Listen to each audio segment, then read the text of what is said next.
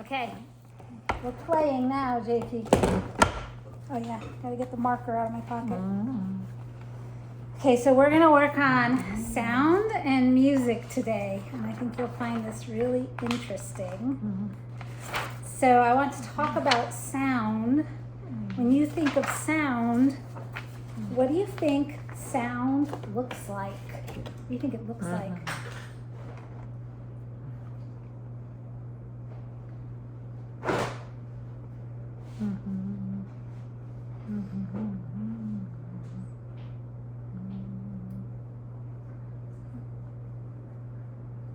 Okay, S. I think it looks L-I-K-E. I think it looks like M-U-S-I-C. I think it looks like music. Well, the thing is, what does music actually look like? So what we're going to talk about today is that sound is actually a wave, W-A-V-E. So I'm going to draw a picture of a wave here. So here's a representation of my sound wave. So it might surprise you that sound is actually a wave, and we can visualize sound by looking at the diagram of a wave. So this is the diagram of a wave. A wave is a repeating disturbance that carries energy through a material like air, water, or solids by making the particles of that material vibrate back and forth. Can you vibrate? Show me vibrate. Vibrate. Show me vibrate. So the wave, think of the ocean waves at the beach. The wave is the repeating pattern of water that allows you to have fun at the beach. A sound wave is a pattern of vibration that moves through the air or another material, pushing the particles closer together and farther apart in a repeating way, carrying sound energy from the source to our ears. So the particles vibrate all the way to our ears. Spell sound wave. S-O-U-N-D-W-A-V-E.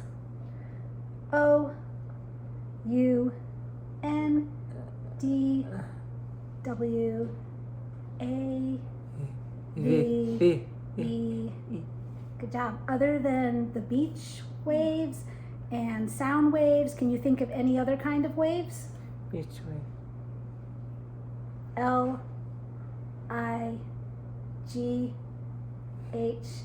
H-T-W-A-V-E-S. Yes, light waves, though I think that's an argument. Is it a particle or is it a wave? But we'll get into that another day. Okay, so we're talking about sound waves. So sound travels as a wave through a medium. Remember, that can be a solid, a liquid, a gas. And it can be described by three words. Frequency, F-R-E-Q-U-E-N-C-Y.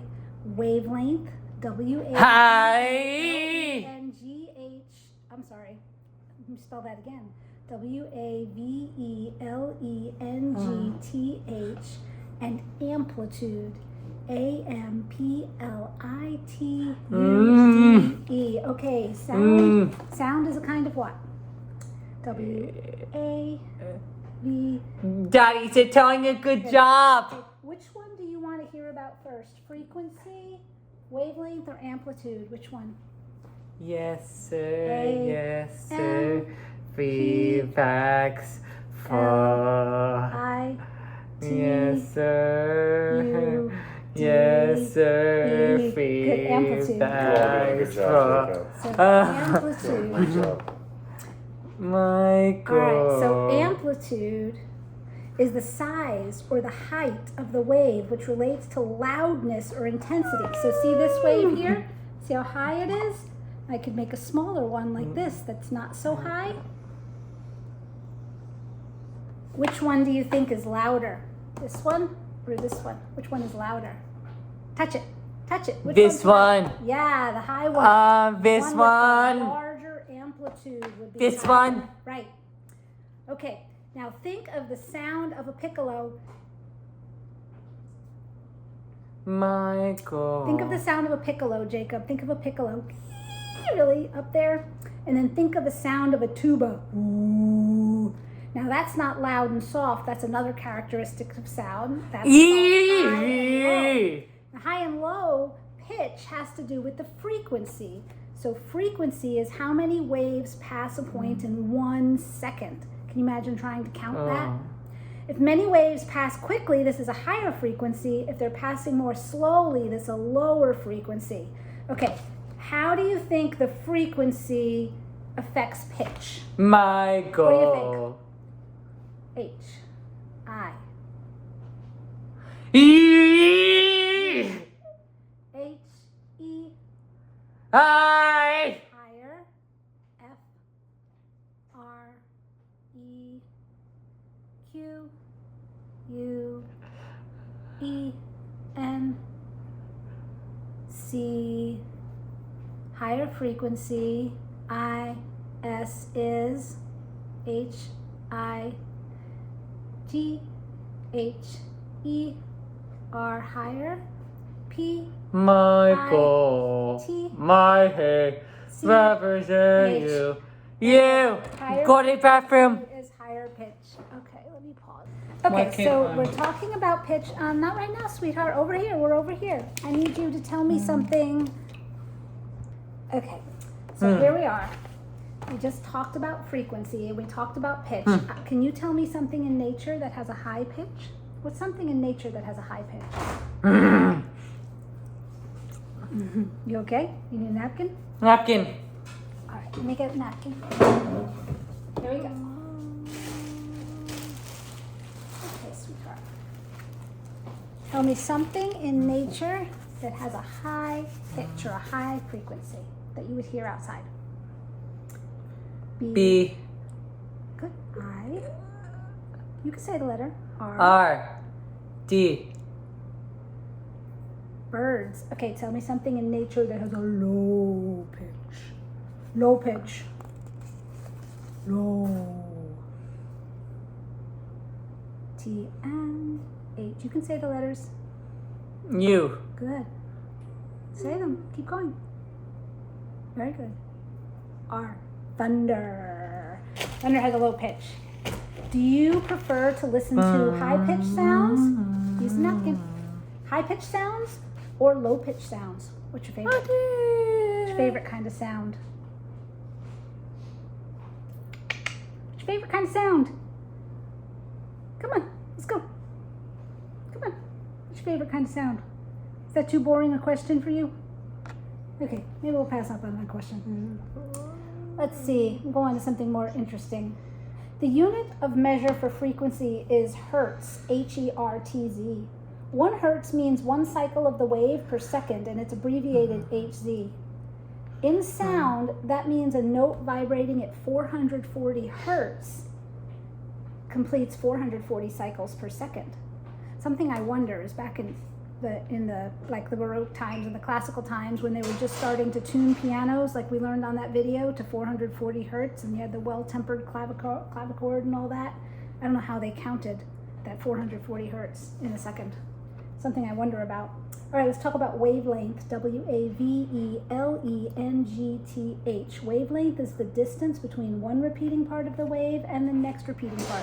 So from here to here, that would be 1 wavelength. Longer wavelengths create lower frequencies and shorter wavelengths create higher frequencies. So you can see if I had a really short wavelength, that would definitely be more revolutions per second, be a higher frequency. Okay, so back to our piccolo. Would your piccolo sound have a short wavelength or a long wavelength when compared to the sound of a tuba? What do you think? Piano. S and H and O and R and Piano. Short, right, definitely would have short. In modern Western music, an octave, O-C-T-A-V-E, is the interval where the frequency doubles. So this is like the video that we watched. Remember that they took the octave, where the frequency doubles, and they started with A, which was 440. That was called A4. And they showed you that the next A, the next octave up, was 880. Nice. The Western octave is divided into 12 equal semitones, semitones, in equal temperament, temperament. In this system, each semitone is about 1.05946. Remember, we talked about why that was? Because you have the 12 notes between the two A's, and each note has to be equidistant by an equal ratio. So we end up getting the 12th root of 2, and that's what the 12th root of 2 is, 1.05946, times the frequency of the note. So it's just, And 12 semitones up brings you to the next octave where the frequency is doubled.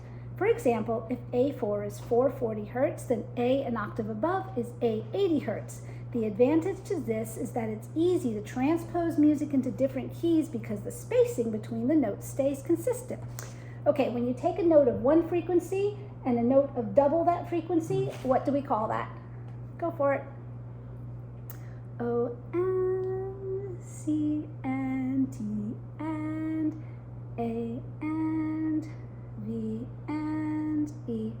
Good. And what is the ratio that I have to multiply the frequency by to get the next tone, the next semitone in the frequency? Do you remember? 1, you can use this for decimal point, 0, 5, 9, 4, 6. what's wrong? That's it. And why do you use that ratio? B Strange. and E and keep going, you got it. C and A and U and S and E because I and T it. You can always go to numbers if you need to. Oh well, you need to get the next word first. I and S. Okay. It is 1, 2,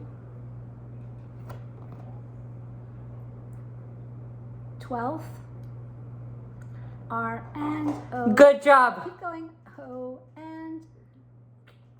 and T root. O and F of T and O. W. Sorry, W and O. 12th root of 2. Right. And why do we use the 12th root of 2? Oh. Do you know why? B, E, C, A, U, S, E. Go. Because T, H, E, R, E there, I, S is.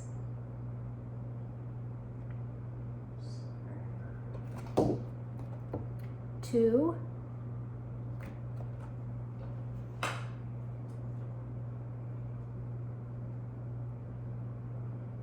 T, I, M, E, S times F, R, E, Q, U, E, N, C. Keep going, honey. You're doing great.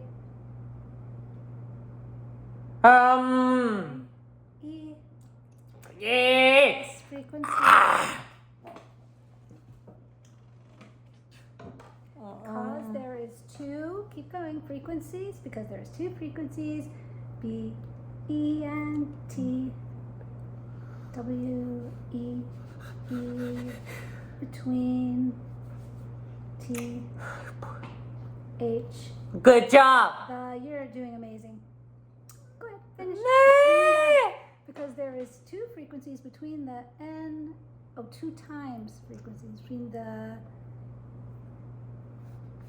because there is 2 times frequencies between the notes. Keep finish it up. Notes. Is that what you're going to do? Okay, the notes in the octave, right? Because 440 times 2 is 880. Okay, you got it, buddy. Let's go to the next point here. Certain notes sound pleasant together because their frequencies relate by simple ratios. The octave uses a 2-to-1 ratio that we just talked about. One note has twice the frequency of another. A perfect fifth, which is like a nice chord, I should have done this by the piano so I could have played it for you, uses a 3-to-2 ratio. One note's frequency is 3 parts while the other is 2 parts. Daddy! Simple ratio creates musical harmony. Harmony. All right, what's a ratio? What's up? What's a ratio? R and E and L and A and T and I and Oh. O and N and S and H and I and relationship B E T W E E between N U M B E R as relationship between numbers. I love it. Okay, so I was going to do this on the piano, but forgot to be near the piano. So when we're done, I will go to the piano and I will play you an octave and I'll play you a fifth. So, you know what? Let's just walk to the piano. Come on, let's go. Let's go to the piano. Gotta use the piano for this. I am recording. All right, Jacob. So, the piano could use some love.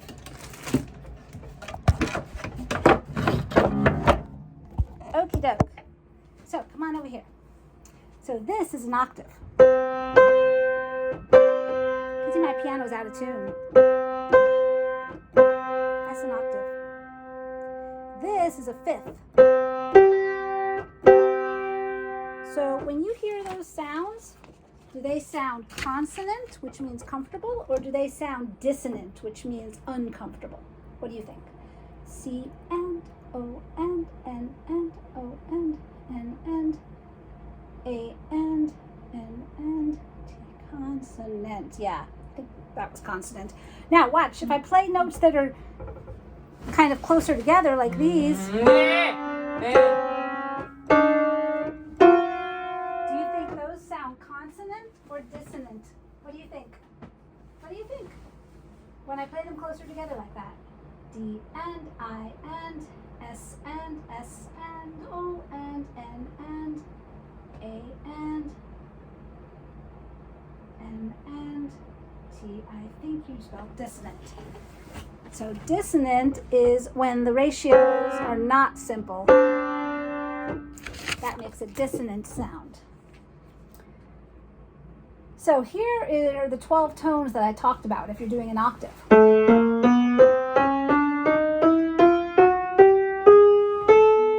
the 12 semitones. Not all music in the world uses the same 12-tone scale. Some musical traditions use different tuning systems like the Pythagorean tuning or just intonation, and we can go to YouTube and listen to some of these if you want. Others use microtonal scales that divide the octave into more than 12 steps. Some music from India and the Middle East and other cultures use scales that don't even have 12 steps. Like Indian music uses a 7-note scale, is what I read online, and some Oriental music uses a 5-note scale. So I have one more question to ask you before I end this lesson. Do you think that all music should be standardized and follow the same scale? Or do you think it's okay or even good that different cultures have their own scales and own ways? Come here, because we got to do it on the video. So, sit on my lap. Answer my question. Go ahead. Well, it's kind of hard to see, but we'll just do it this way. All right, go ahead. What do you think? I-T-H-I-N.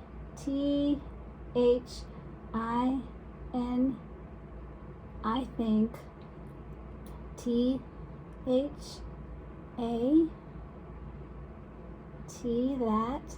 I. It. I. It is.